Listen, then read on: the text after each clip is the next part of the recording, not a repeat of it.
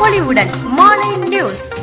திருக்குவளை அருகே பூர்வீக நிலத்தை அபகரித்ததாக கூறி திமுக ஒன்றிய செயலாளர் புகைப்பட பேனருடன் குடும்பத்தினருடன் மாற்றுத்திறனாளி கண்ணீர் மல்க தர்ணாவில் ஈடுபட்டதால் பரபரப்பு ஏற்பட்டது.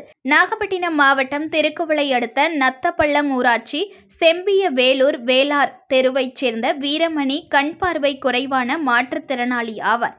இவர் பூர்வீக வீட்டின் அருகே உள்ள சுமார் 6 சென்ட் நிலத்தில் மா, தென்னை, வாழை உள்ளிட்டவைகளை விவசாயம் செய்துள்ளார். இந்நிலையில் இந்த இடத்திற்கு முறைகேடாக ஆவணங்கள் தயாரித்து தலைஞாயிறு திமுக ஒன்றிய கழக செயலாளர் மகாகுமார் ஆளுங்கட்சி அதிகாரத்தோடு அபகரிக்க முயற்சி செய்துள்ளதாக கூறப்படுகிறது.